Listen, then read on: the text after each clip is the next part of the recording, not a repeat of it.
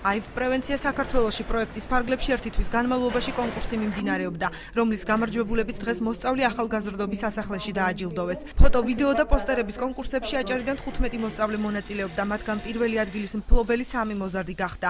საქართველოში აივ პრევენციის პროექტის ტექნიკური ექსპერტის თქმით, კონკურსი შიდსის პრევენციის საკითხებზე მოზარდების ცნობიერების ამაღლებას ისახავს მიზნად. პროექტი აივ პრევენცია საქართველოში ამერიკის შეერთებული შტატების სააგენტოს ფინანსური მხარდაჭერით 6 წელია ხორციელდება. მოსწავლე ახალგაზრდობის სასახლის დირექტორის თამარ მესხიძის განმარტებით პროექტი 4 დეკემბერს თბილისის შერატონში მოსწავლეების მიერ შექმნილი ნამუშევრების გამოფენით დასრულდება, რომელსაც ამერიკის შეერთებული შტატების ელჩი საქართველოში რიჩარდ ნორლანდი დაესწრება. ამ პროექტის მიზანი რეალურად არის ახალგაზრდების განათლება აივ ინფექციაზე, ჰქონდეთ წარმოდგენა გადაცემის გზებზე, რა არის და რაც მთავარია, ეს არის ნაწილი იმ ჯანსაღი ცხოვრების წესის, რომელსაც ჩვენ ძალიან აქტიურად ვუკეთებთ პრომოციას. დღეს შიდსაბრძოლის საერთაშორისო დღეს USAID-ის პროექტში მონაწილეობა მიიღეს ბათუმის მოსწავლე ახალგაზრდობის სასახლის 11 მონაწილემ, ჩვენ ყავს გამარჯვებულები, ასევე სულ ბათუმიდან იყო 15 მონაწილე.